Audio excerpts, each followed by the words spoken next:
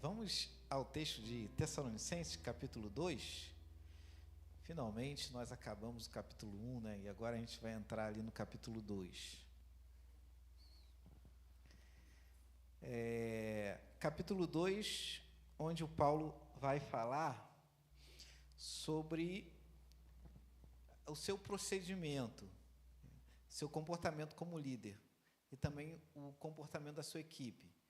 Então, de certa forma, enquanto ele vai dissertando, falando como foi o trabalho, como o trabalho foi realizado, né, ele vai falando um pouquinho também, ele vai pontuando algumas coisas que são necessárias para estar presente numa liderança cristã, né, numa liderança espiritual.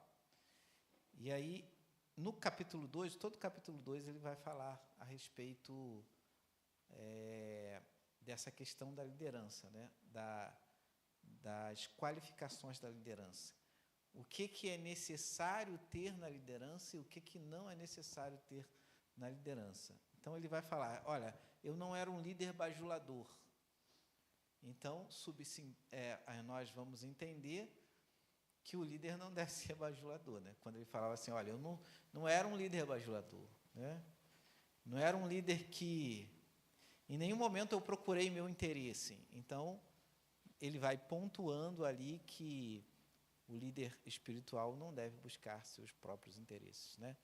Ele vai falando do comportamento dele como pastor, dos seus auxiliares, mas é claro que tudo que ele vai pontuando serve para a liderança de maneira geral. E não apenas para a liderança de maneira geral, né? Ampliando o leque, nós vamos entender que aquilo que ele vai pontuando, o seu próprio comportamento, é o comportamento que deve ser seguido pelos tessalonicenses. Então, se deve ser seguido pelos tessalonicenses, de certa forma também deve ser seguido por cada um de nós, porque nós somos leitores da palavra de Deus, né? Eles, os tessalonicenses, eram praticamente ouvintes. Por quê? Porque a carta foi escrita para eles e foi lida para eles. Nós somos leitores do texto de Tessalonicenses, e, é claro, tudo aquilo que a gente aprende com o texto, né, a gente também deve praticar, né? Então, ele vai falar aqui sobre a questão da liderança espiritual, né? É bem verdade, irmãos, que algumas pessoas falam assim, a gente tem que fazer uns cursos aí de liderança para aprender com o mundo, né? Mas, no meu ponto de vista, meus irmãos, a igreja nunca precisa aprender com o mundo, é o mundo que aprende com a igreja, né? Quando a gente vai analisando as questões históricas, a gente percebe que os conceitos são extraídos da igreja, né? E não vem do mundo para a igreja, mas vai da igreja para o mundo. A questão da liderança não é diferente, né? Não sei quantas pessoas leram aquele livro, que é meio um livro de autoajuda, né? O Monge Executivo. Alguém já ouviu falar desse? Né? Então, ali tem um modelo de liderança, né? E qual é o exemplo de liderança que ele cita? Jesus Cristo. Então, ele vai citar ali Jesus Cristo como modelo de liderança. Então, a liderança espiritual, muitos conceitos de liderança são extraídos da própria igreja, né? Então, a gente entende isso, que é muito mais o mundo que aprende com a igreja do que propriamente a igreja aprende com o mundo, né? Então, vamos fazer a leitura dos primeiros versículos até o versículo 12, e depois, conforme nós formos desenvolvendo o estudo, a gente lê o restante, tá? Então, eu quero pedir a participação dos irmãos. Eu lerei os ímpares, os irmãos os pares, tá? Até o versículo 12. Capítulo 2, do versículo 1 ao versículo 12. Eu lendo os ímpares, os irmãos os pares. A palavra de Deus diz assim: porque vós, irmãos, sabeis pessoalmente que a nossa estada entre vós não se tornou infrutífera.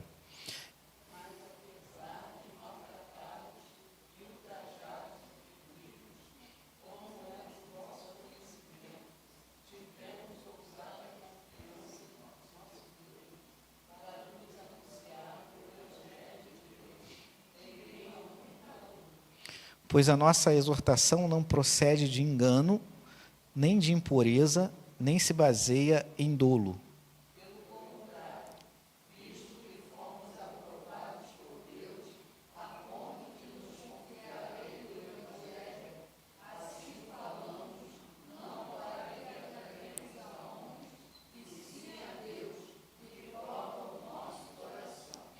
A verdade é que nunca usamos de linguagem de bajulação, como sabeis, nem de intuitos gananciosos. Deus disto é testemunha.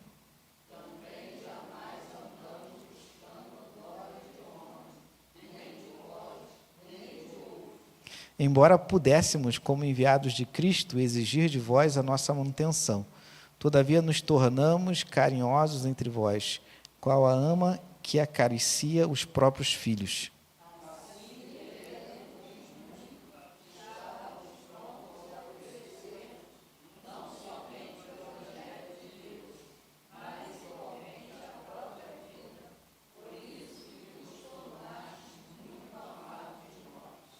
Porque vos recordais, irmãos, do nosso labor e fadiga, e de como, noite e dia, labutando para não vivermos à custa de nenhum de vós, vos proclamamos o Evangelho de Deus.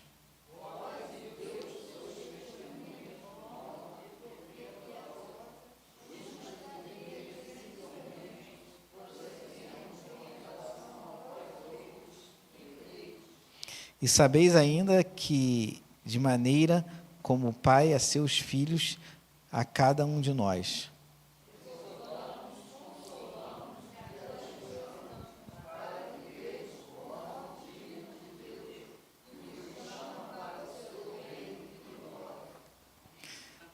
Então, aí ele vai falando de como foi o procedimento dele ali, né? Entre os tessalonicenses realizando aquela obra, né? E aí ele vai falar aqui, a gente vai ver mais detalhadamente, né? As metáforas que ele vai utilizando, né? Como um pai, e aí ele considera seus liderados de uma maneira muito carinhosa, né?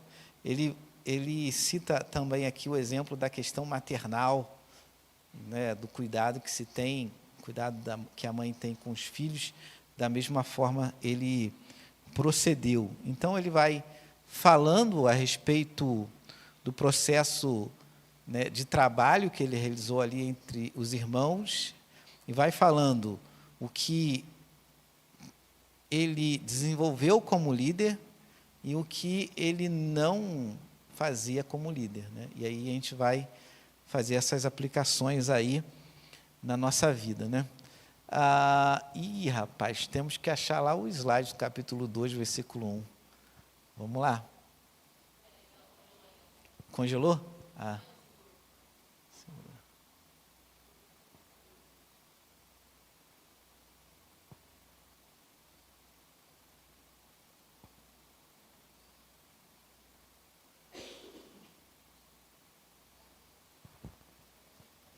Acho que bugou, hein? Bugou? Enquanto eles ajeitam ali o slide e encontram ali, versículo 1, meus irmãos, ele vai falar assim, ó, porque vós, irmãos, sabeis pessoalmente que a nossa estada entre vós não se tornou infrutífera. Não se tornou infrutífera. E aí ele vai falar da questão dos frutos. A presença dele ali entre os tessalonicenses, o trabalho que ele realizou, conforme o texto vai sendo desenvolvido, a gente vai perceber que o trabalho era o trabalho do Senhor, a capacidade veio do Senhor, os planos veio do Senhor, ele tão somente foi instrumento nas mãos de Deus para a realização ali daquela tarefa que Deus havia colocado na mão dele. E a presença dele entre os tessalonicenses, né, naquela igreja, não se tornou sem frutos. Então, nós podemos, então, dessa forma, entender que o trabalho do líder, meus irmãos, ele precisa ser frutífero. E não apenas do líder, mas de qualquer cristão. O cristão, ele é chamado para dar frutos. E ele tem condições de dar frutos. Ele tem condições de dar frutos não porque ele seja, assim, uma pessoa especial, né? Irmãos, nesse sentido, sou muito calvinista mesmo, irmãos. Para mim, não existe nenhuma aura especial no ser humano, a não ser a imagem que Deus compartilhou com o homem, né? Depois do Éden, irmãos, foi só ladeira abaixo. Só ladeira abaixo. Cristo Jesus é que começa a resgatar nossas vidas, né? E imputar a nós dignidade. E aí, no Evangelho de João, ele vai falar assim: sem mim nada podeis fazer, irmãos. Sem mim nada podeis fazer. O texto é taxativo. E no contexto do Evangelho de João, capítulo 15, quando Jesus fala isso, ele está justamente falando da videira e dos ramos. Justamente falando que os ramos têm a responsabilidade de quê? De dar o quê? Dar fruto. Mas os ramos podem dar fruto sem a videira? Não pode, gente, não pode. Não pode. Não pode. Se você não estiver conectado na videira, tu não dá fruto. Paulo, ele está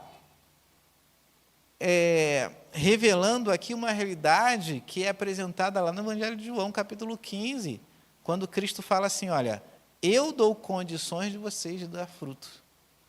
Eu que dou condições de vocês de dar fruto. Porque sem mim vocês não podem fazer nada. Sem mim vocês não podem realizar nada. É desejo do coração de Jesus Cristo que o crente dê fruto. Isso é um desejo do coração de Jesus.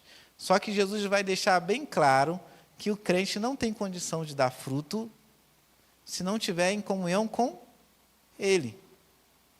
Se não estiver em comunhão com Ele, não tem como dar fruto. Mas partamos do princípio que todos nós temos uma vida intensa com Cristo, né? Partamos desse princípio.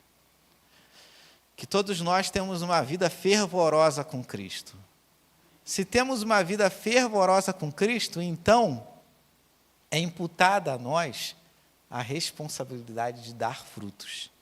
Que frutos são esses que são descritos lá no Evangelho de João e que o apóstolo Paulo aqui, não podemos afirmar isso, né? Porque seria conjectura, mas, de certa forma, há uma conexão entre os textos, né? Uma conexão atribuída pelo próprio Espírito Santo de Deus, que vai conectar ali os textos da palavra de Deus, né? Nenhum dos textos, meus irmãos, se contradiz. Mas há uma conexão perfeita em todo o texto da palavra do Senhor, porque é uma conexão produzida pelo Espírito Santo. Isso não é humano, irmãos, isso é algo sobrenatural. Você já parou para pensar? Já parou para pensar que de Gênesis a Apocalipse estão os textos que Deus queria que estivesse aí? A Bíblia é o que Deus quer, irmãos. Exatamente o que Deus quer. Né? Você já parou para pensar que os escritos possuem, assim, possuem conexões de conteúdos? E mesmo sendo escritos assim em períodos tão diferentes, cronologicamente tão diferentes, o texto foi conservado, irmãos.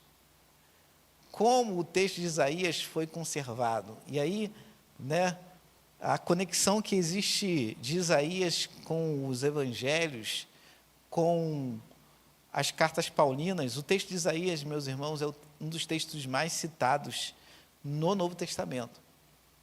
Eu acho que somente o livro de Salmos ganha de Isaías, né? Porque os Salmos são muito citados, principalmente pelos apóstolos Pedro. Pedro cita muitos Salmos, Paulo também cita muitos Salmos. Então, é uma conexão maravilhosa, produzida pelo Espírito Santo. Então, a gente pode entender que há essa conexão entre esses textos, né? Então, nós devemos dar frutos. E aí eu vou compartilhar aqui de um pensamento que seu Josué sempre, né, sempre fala aqui. Olha, gente, se o Espírito Santo está movendo, não dá assim, não dá para ser sempre uma mesmice, né? Se o Espírito se propõe a se mover e as coisas não estão acontecendo, então alguma coisa está errada aí. Onde está o erro? Em nós, sempre, é claro, sempre em nós. Sempre em nós, gente. O erro está sempre em nós. Porque o Espírito Santo ele é perfeito, ele age de maneira maravilhosa. Às vezes nós estamos desalinhados. Então, se estamos conectados à videira, se Jesus Cristo promete para a gente que a gente vai dar fruto, porque Ele está conosco, porque sem Ele a gente nada pode fazer, sem Ele nada podemos fazer, mas Ele está conosco, e tudo nós podemos naquele que nos fortalece, então devemos, meus irmãos, fazer uma autocrítica de nós mesmos. Uma autocrítica, uma autoavaliação. Cadê meu fruto? Que fruto é esse, pastor? Cadê o fruto? Eu estou dando fruto ou não estou dando fruto? Eu estou dando fruto ou estou dando trabalho? Tem gente na igreja que dá trabalho, né? Em vez de dar fruto, dá trabalho, né? Que fruto é esse? Olha, Evangelho de João, capítulo 15, ele é uma releitura do capítulo 5, é uma releitura cristológica do capítulo 5 de Isaías. Vocês se lembram do texto do capítulo 5 de Isaías? Vocês querem dar uma olhadinha? É estudo bíblico, irmão. Vamos ler a Bíblia, então. Vamos ler a Bíblia aqui. Isaías, capítulo 5.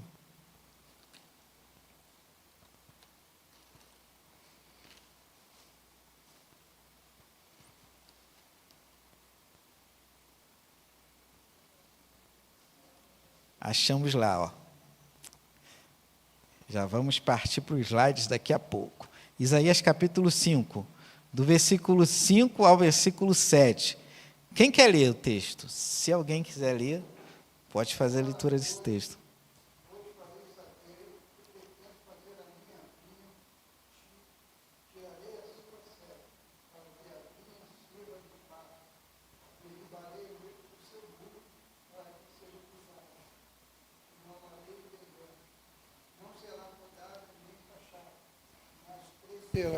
Pelos pinheiros e abrolhos as nuvens, darei que não derrame chuva sobre ela, porque a vinha do Senhor dos Exércitos é a casa de Israel.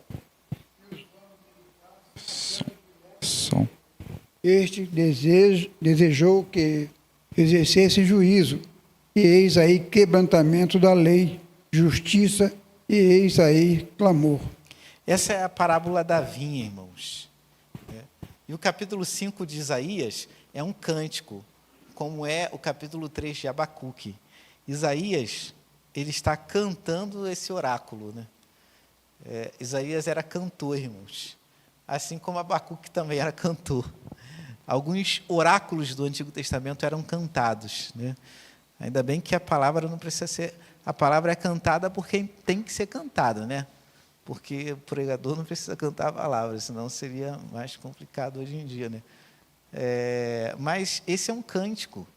E o cântico vai falar sobre a relação de Deus com Israel, através dessa metáfora da vinha e do dono da vinha. O dono da vinha é Deus, e a vinha é Israel. O texto vai falar que Deus, como dono da vinha, vai cuidar da vinha, vai limpar a vinha, vai tratar da vinha, vai guardar a vinha, vai investir na vinha. E que o senhor da vinha, né? Que o produtor rural, irmãos, ele quer, depois de preparar o solo, plantar as melhores sementes, guardar o solo de praga, investir tempo e dinheiro naquela safra. O que o produtor rural quer colher? Uma produção boa. quer colher uma produção boa.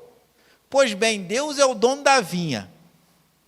E aí Deus cuida da vinha, separa a vinha, cuida das pragas, investe tempo, cuida. E aí ele vai esperar o ano da colheita. E quando chegar o ano da colheita, a uva estava o quê? Estragada. A uva estava estragada. Então, é uma metáfora de Deus com Israel. O que Deus faz? Deus liberta Israel, Deus conduz Israel, Deus se torna o Deus de Israel. Deus se revela a Israel, Deus cuida de Israel, Deus trata Israel, Deus liberta Israel dos seus pecados, Deus revela a lei, dá os 10 mandamentos. O que Deus espera em troca? Que Israel faça em troca? Dê bons frutos. É isso que ele quer. Ele quer que Israel dê bons frutos. Que frutos são esses, irmãos? Esses frutos estavam associados à questão da lei e da aliança. Era uma questão comportamental. Eles não cumpriam os 10 mandamentos.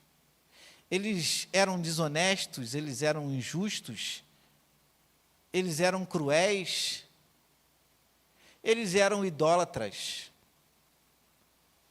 Eles não cuidavam dos mais vulneráveis. Você que é leitor do Antigo Testamento, você sabe que existem 3 classes no Antigo Testamento as quais Deus se preocupa muito. E se alguém maltratasse essas classes, se veria com Deus. Quais são elas? Você que é bom leitor do Antigo Testamento. Viúva, órfão, estrangeiro. Viúva, órfão, estrangeiro. Se você, no Antigo Testamento, maltratasse a viúva, o órfão e o estrangeiro, você despertava a ira de Deus. E quem Israel maltratava? A viúva, o órfão. Irmãos, parece até piada. Parece até piada, irmãos, mas não é piada. Israel maltratava a viúva, o órfão e o estrangeiro. Israel está brincando de religioso com Deus? Não é possível. Não é possível isso, gente. Né?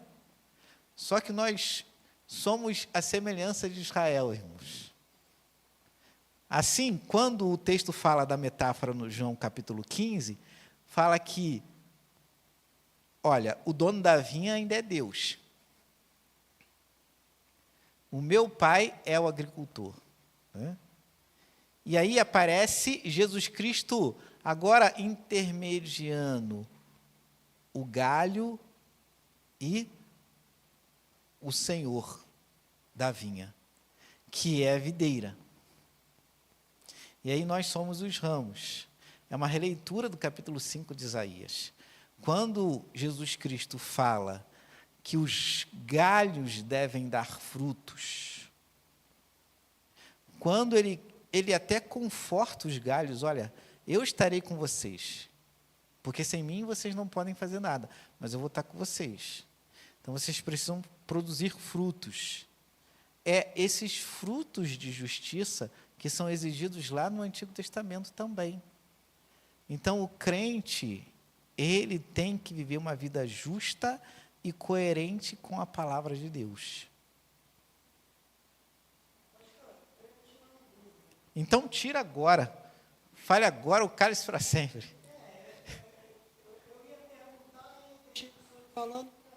Porque quando a gente fala assim, que o crente tem que dar fruto, a gente sempre associa a ganhar alma. O crente tem que dar fruto. Aí, o que vem logo na nossa cabeça? O crente tem que ganhar alguém para Jesus. Tem que ganhar alma. Aí ele deu fruto. Quanto, na verdade, não deixa de ser isso também. Não deixa de ser isso. É. Mas é muita coisa além disso. Exatamente.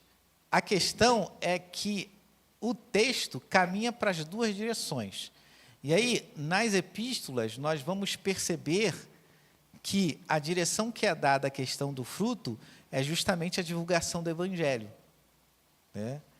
Aqui, Cristo está mais restrito ao seu colégio de discipulado, fazendo uma releitura lá de Isaías. Porém, a gente pode entender também que Israel tinha a responsabilidade de divulgar a palavra de Deus às outras nações. Então, isso era um fruto também que Israel precisava dar. Então, a questão do fruto caminha para essas duas direções. A questão de eu, como servo do Senhor, viver uma vida fundamentada no texto, e aí os frutos são atos de justiça, e aí, quando nós vemos a vida da igreja a partir de Atos dos Apóstolos, nós vemos também que a questão do fruto ganha esse sentido de divulgação do Evangelho de Jesus Cristo, divulgação dessa vida com Cristo, né? Porque essa responsabilidade é dada lá por Jesus, ide por todo mundo e pregar o Evangelho. Então, aqui, o apóstolo Paulo, em Tessalonicenses, quando ele fala que a vida, a presença dele, se tornou frutífera ali, também podemos entender que os dois conceitos são aplicados na vida dele e na história dele. Por quê? Porque o apóstolo Paulo, ele é um homem que vive à luz de Cristo, né? Sua vida é uma vida à luz de Cristo, no sentido que a palavra de Cristo está em seu coração e sua mente. E essa palavra que está em seu coração e está na sua mente, vai ser divulgada por meio dele. E aí ele entende também que essa divulgação da palavra e a adesão das pessoas à igreja também é um meio do crente frutificar diante do Senhor. Então, a palavra, essa questão do fruto, caminha nessas duas direções. Uma não exclui a outra. Uma complementa a outra. Deixa eu dar um exemplo. O senhor como pastor da igreja, as pessoas têm algo para ser feito na igreja, o senhor escolhe alguém. Aí chama esse alguém e fala assim, ó, você vai assumir isso aqui, você vai tomar conta disso aqui. E aí, o senhor, sem saber, o senhor escolheu a pessoa certa, porque nem todo mundo vai desempenhar direito. Mas aí a pessoa deu certo. Está fazendo a coisa direita, ou seja, aquela pessoa está dando fruto? Está dando fruto. Está dando fruto. Aquela pessoa está dando fruto. Então, fruto também está associado ao serviço do crente. A ele desempenhar bem a tarefa que ele tem dentro da igreja, né? E aí ele vai, né?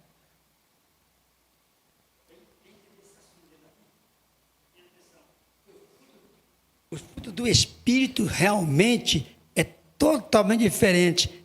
Tem muita coisa ali e não entra ganhar almas, que é paciência, longanimidade, fruto do Espírito. E não entra ganhar almas. Uhum. Aqui tem, vou ler aqui uma parte aqui, um pedacinho pequenininho. Aqui, ó. É Tiago, ó. Tiago 1, 27. A religião pura e sem mácula para com nosso Deus e Pai é esta. Está falando agora há pouco, ó. Visitar os órfãos e as viúvas nas suas tribulações e a si mesmo guardar-se incontaminado do mundo. Isso é que Deus quer de nós. Santificação, isso é fruto de Espírito. Santificação. Agora, ganhar alma faz parte, mas não é essa história. Você pode tá ganhar. Dentro ali do, você do pode contexto. ganhar alma para Deus e tudo, e ir para o inferno depois. O que você fez? Cadê o teu fruto? Não tem fruto nenhum. É coisa séria. É verdade. Então, assim, engloba outras questões, né? Essa citação de Tiago é muito interessante, que Tiago era um bom leitor do Antigo Testamento, né? Então, ele vê a questão da viúva e a questão do órfão como continuidade daquele conceito que existia lá no Antigo Testamento. Mas a questão do fruto também é trabalho. É questão de justiça, questão comportamental e também trabalho, né? Então, as duas coisas estão associadas. Tiago, quando ele fala isso, eu sempre gosto de citar esse texto, quando alguém fala assim, religião não é boa, né? Como não é boa? É religião boa aí, ó, que o texto vai falar. Essa religião é boa, né? Mas eu entendo que as pessoas, quando falam que a religião não é boa, elas querem dizer que existe um aspecto negativo quando a religião ela se torna meramente humana, um rito humano, né? Quando se torna um sistema. Quando ela se torna um sistema, um rito humano, ela acaba perdendo essa perspectiva de espiritualidade. Então, a religião é vista por muitas pessoas num aspecto negativo, né? Daquela pessoa que está ali, mas que não segue aqueles credos que a religião ela vai falar, né? Então, tem muita gente assim, tem muita gente que vive uma religião de aparência, né? Os fariseus eram assim, né? Viviam uma religião de aparência. E muitas pessoas hoje vivem uma religião de aparência, mas, em contrapartida, não quer dizer que a religião não seja boa. A religião é boa, né? Os irmãos sabem, o conceito de religião vem do grego e significa religar. Religar. É religar o homem com Deus. Olha como é que o conceito é bonito, né? O conceito é lindo. É religar o homem com Deus. O homem está desligado, está sem Deus. E a religião vai religar ele com Deus, vai conectar ele com Deus. Mas aí, durante a história, muitos elementos humanos acabam se tornando credos, né? Por exemplo, a questão da divindade Maria. A questão da divindade Maria. A divindade Maria, ela surgiu no credo cristão lá pelo ano de 400 depois de Cristo. Um teólogo, sem querer, irmãos, o nome dele era Nestor, ele começou a falar assim, olha, mãe de Deus, Maria, mãe de Deus, Maria, mãe de Deus. E ele usou repetidamente a expressão, né? E aí as pessoas começaram a falar, se pensar assim, ó, se Maria é mãe de Deus, então Maria é o quê? Deusa. É divina. Então, ela tem que ser também venerada, né? A expressão católica é veneração, que eu não consigo distinguir entre adoração e veneração. Para mim, tudo é a mesma coisa, gente. Eu e o Pai somos um.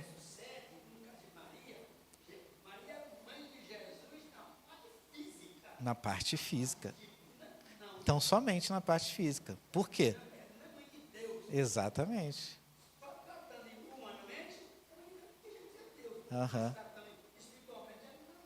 Por quê? Porque Jesus existia, irmãos, antes do ventre da Maria, gente, né? Jesus existia antes disso. Então, muitas heresias começam porque elementos humanos eles se transformam em doutrinas e não deveria ser, né? Esses elementos humanos não podiam ser transformados em doutrinas, acaba sendo transformado em doutrina. Uma heresia que está posta em muitas seitas de hoje é aquela heresia que diz que Jesus e o Cristo não são a mesma pessoa. Como é que é essa história? Como é que é essa história? Olha, Maria, Jesus estava lá no ventre de Maria, né? Aquele ali era um ser humano normal. Depois que o Cristo se apossou daquele corpo ali. Então, né? Jesus e o Cristo são pessoas diferentes. Irmãos, é exatamente isso, mais ou menos, que os testemunhos de Jeová falam, que Jesus não é divino. Ele não é Deus. Mas depois que o Cristo veio se apossar dele. Então, assim, a heresia ela é muito sutil, irmãos. Ela, com sutileza, ela vai entrando aí. Então, a gente precisa tomar muito cuidado com essas afirmações.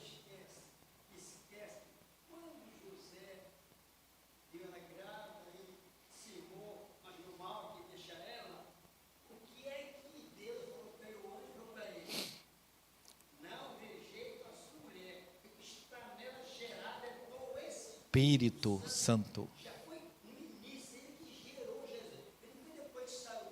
É. Exatamente.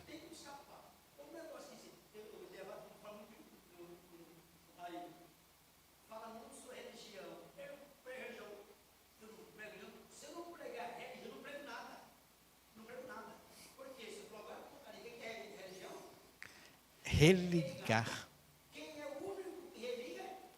É o Espírito Santo, Jesus Cristo. Mediador.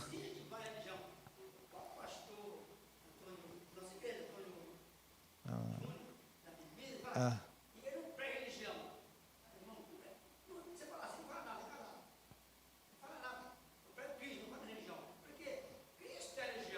Aham.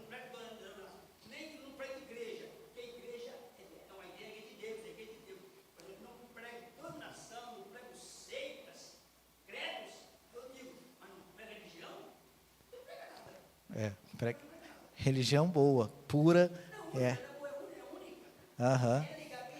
É por isso que Jesus Cristo, é por isso que a religião cristã, ela é muito atacada. Por quê? Irmãos, a religião cristã, ela invoca para si a questão de ser a religião verdadeira. A gente prega que é a religião verdadeira, gente, né? E que todas as outras são criadas pelos homens. Então, qual é a religião verdadeira? É a cristã. Por que a religião verdadeira é cristã? Porque ela vem de Deus para o homem, ela não vai do homem para Deus, né? Todos os outros credos são criação mesmo, eu acredito nisso, mas a religião cristã, ela é a religião verdadeira, porque ela vem de Deus para o homem. Então, quem criou a religião cristã? O próprio Cristo. Mas aí, as pessoas sempre veem essa questão negativa da religião, né? Mas não vamos esquecer, irmãos, que Jesus, ele era um bom judeu e um bom religioso, né? E ele faz a interpretação correta da Torá lá. Então, Jesus ia à sinagoga sábado, né? Jesus, as pessoas falam aí que Jesus era né? As pessoas pintam algumas imagens de Jesus, irmãos, que a gente tem que ficar meio assim, ó, com o pé atrás. Uma das imagens que se pintam de Jesus é que ele é revolucionário, né? Jesus é revolucionário, revolução, revolução, revolução. Não, irmão, Jesus era um religioso que frequentava a sinagoga. Ele frequentava a igreja dele, sabia? Ele frequentava a igreja dele. E ele pregava na igreja dele. Ele estava sempre na sinagoga. Então, Jesus não frequentava a igreja. Quem fala isso não lê a Bíblia, porque Jesus frequentava a igreja.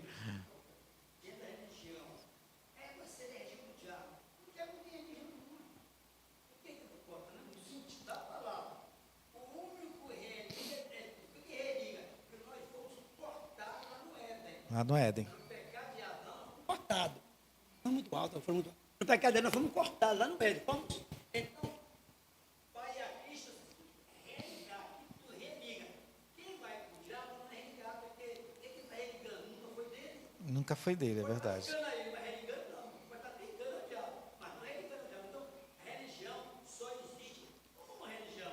Exatamente. Não existe outra religião, só Cristo mais ninguém. Exatamente.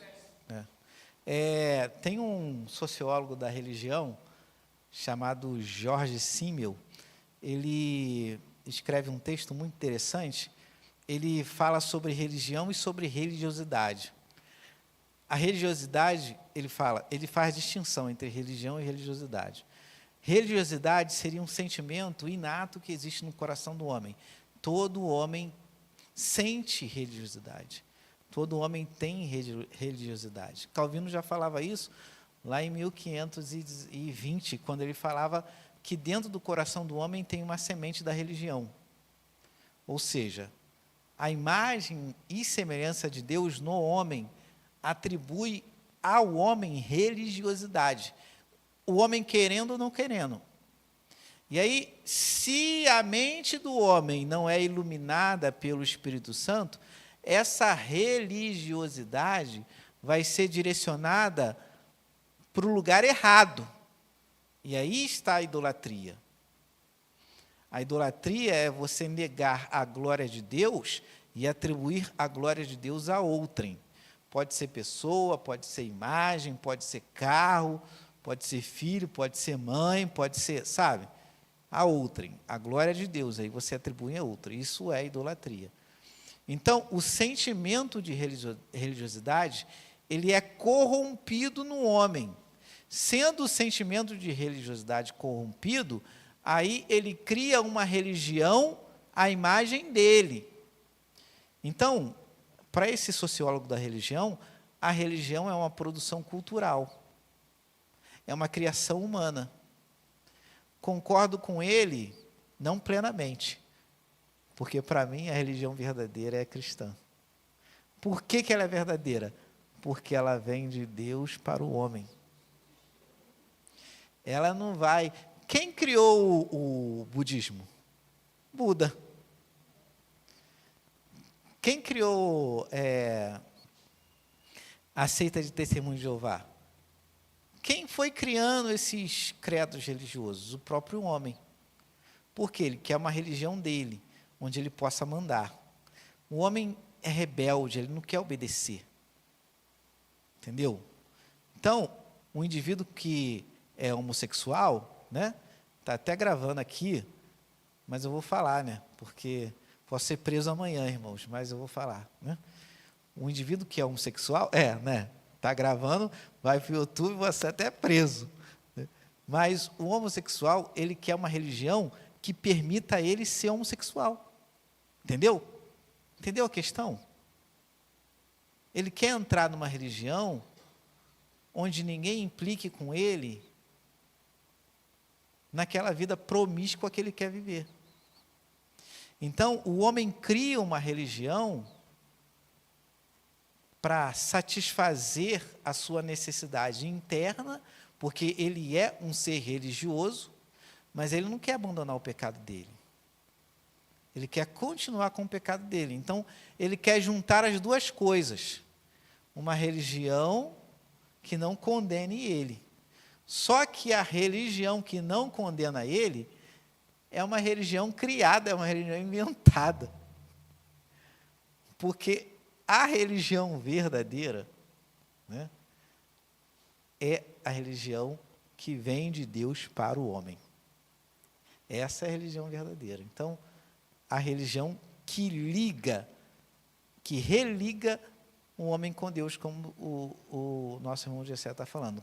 Qual é? É a religião de Cristo. Essa religião é que liga o homem com Deus. Só essa religião. Né? Então, tem essa diferença.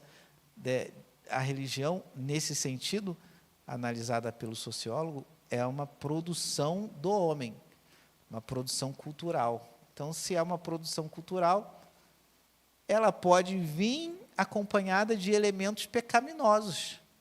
Né? Se foi o homem que fez.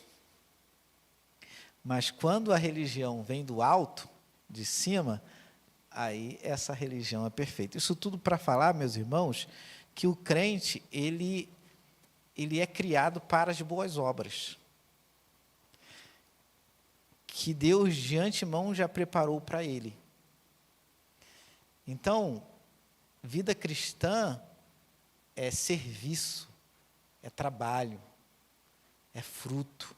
Vida cristã é comportamento alinhado com a palavra de Deus. Vida cristã é fruto.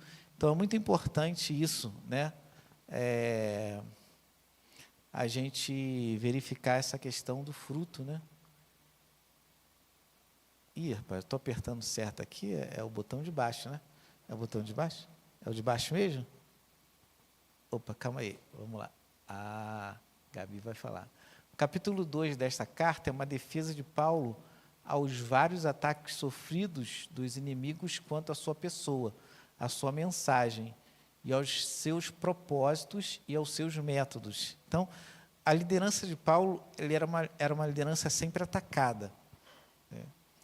Porque as pessoas afirmavam que Paulo ele não era apóstolo, né? Os irmãos sabem o conceito de apóstolo, do apostolado, né? Para ser apóstolo, tinha que ter visto Jesus ou andado com Jesus. E aí ele vai falar que ele é apóstolo fora do tempo. Por que ele é apóstolo fora do tempo? Porque Jesus apareceu para ele, né? Ele era um desgarrado, mas ele foi chamado ao apostolado pelo próprio Senhor Jesus Cristo. Então ele se considera, né, um apóstolo de Cristo, e ele de fato é um apóstolo de Cristo. Já falei aqui a respeito dele como o sistematizador da doutrina cristã. Muitos elementos que Jesus vai falar no Evangelho, o apóstolo Paulo vai sistematizar esses conceitos e vai expandir esses conceitos que são apresentados lá por Jesus. Então, as pessoas acusavam o apóstolo Paulo de ser um apóstolo não verdadeiro, ou de não ter o direito de utilizar o título de apóstolo. Quem não tem direito de utilizar o título do apóstolo é o apóstolo hoje, né? Hoje tem os apóstolos por aí, né, gente? O apóstolo fulano de tal, o apóstolo fulano de tal. Mas se o termo for analisado biblicamente, apóstolo é quem viu Jesus fisicamente. E o apóstolo Paulo vai defender que Jesus apareceu para ele lá no capítulo... Qual capítulo mesmo de Atos, hein? Capítulo 9, que Jesus apareceu para ele presencialmente ali, né? Jesus perguntou: por que me persegues? Então, ele vai defender então a sua liderança, né, de alguns ataques ali, né? Vai defender a questão da sua mensagem, conteúdo da sua mensagem, quais eram os seus propósitos, ou seja, os propósitos do apóstolo Paulo não era engrandecer seu próprio nome, não era fazer uma autoimagem dele, né? Na verdade, ele não quer aparecer, porque estavam acusando ele de querer aparecer, né? De construir uma imagem dele fundamentada na mensagem. Então, eles estavam acusando o apóstolo Paulo de usar a palavra de Deus para engrandecimento pessoal. E aí ele vai se defender. Nos versículos que nós lemos, é perceptível que ele vai se defender, né? Eu não sou um bajulador, eu não estou mercadejando a palavra de Deus, né? Então ele vai se defender ali daquelas acusações. Hoje, nós temos pessoas que utilizam a mensagem de Deus para fazer o quê? Se autopromover. Se autopromover. Então, o indivíduo tem um dom. Percebe que tem um dom, né? Ter o dom, irmãos, não é garantia de que vai estar do lado certo quando Jesus chamar. Não é a garantia, né? Uma vez uma irmã falou para mim: ó, rapaz, pastor, o senhor já está no céu, né? Porque o senhor é pastor. Eu falei: mas cargo não garante ninguém no céu, não. Você, né? Não garante, não. Irmã, ó, esse pensamento aí está errado. Cargo, dom, não garante ninguém no céu, irmãos. Por quê? Porque a pessoa pode ter o dom, mas ela utiliza aquele dom para autopromoção. E aí, no final das contas, ela vai se ver com Jesus, porque ela usou aquele dom para autopromoção. Mas o que mais nós temos no Brasil, gente, no Brasil, o que mais nós temos é pessoas que utilizam a palavra de Deus para autopromoção. Às vezes eu fico assim, a pessoa fala: pastor, estou assistindo. Eu já contei aquela história do Augusto Nicodemos, né, que ele contou aqui, que uma irmã abordou ele na igreja e falou: pastor, o senhor é, com o Bispo Macedo, um dos meus pregadores preferidos, né? Aí ele pensou, rapaz, quem que vai vencer essa batalha aí? Quem que vai vencer essa batalha aí? Ou então eu não estou falando a coisa certa, porque ela comparou, né, o Bispo Macedo com ele, né? O Bispo Macedo está lá em São Paulo, irmãos, e está fazendo um teatro enorme lá na igreja. Eles fizeram uma catedral lá, no Brás, né? Um bairro conhecido lá em São Paulo, no Brás, né? E ele está vestindo até a roupa sacerdotal do sacerdote do Antigo Testamento. Está se vestindo que nem sacerdote do Antigo Testamento ele. A igreja virou judaizante, né? Então tem os ritos judaicos lá que a igreja faz, um negócio meio diferente, meio estranho lá. Ponto turístico. E quando você vai para São Paulo, que o ônibus vai entrar na rodoviária Tietê, né? Tem um viaduto que pega para ir para o Brás, antes de o ônibus chegar na rodoviária Tietê. E a placa que fala do templo é Templo de Salomão, não é Igreja Universal, não é Igreja Universal, não. É Templo de Salomão. E a placa é de coisa turística mesmo. É turístico. A plaquinha é um negócio turístico. O Templo de Salomão. Ó, o Templo de Salomão está lá, né? E aí, então, assim, né? Tem pessoas que usam a palavra de Deus para autopromoção. Então, não é o caso do apóstolo Paulo.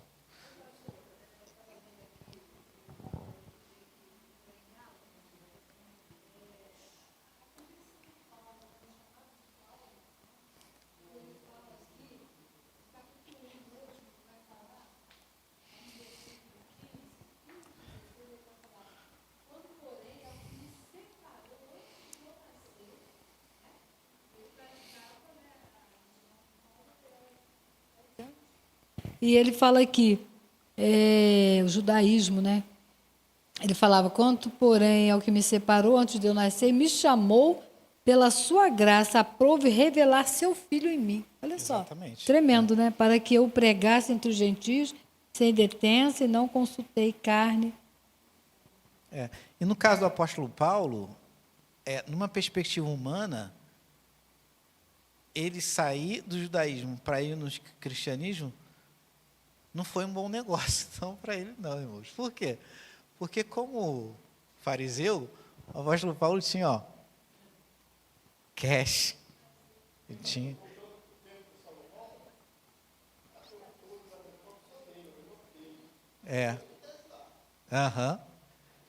Então, assim, o apóstolo Paulo, quando ele era judeu, ele tinha dinheiro. Quando ele foi para o cristianismo, ele não tinha mais dinheiro.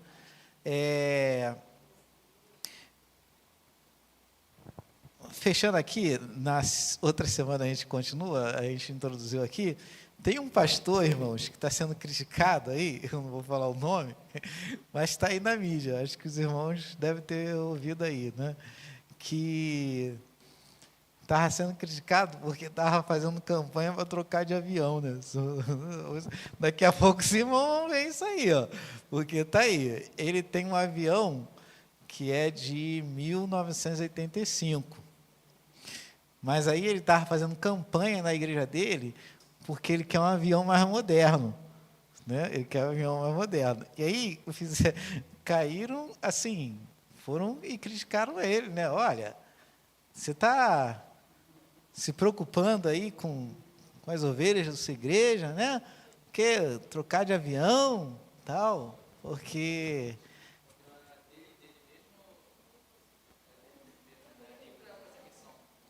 não, o avião é da igreja, mas aí ele que usa, né?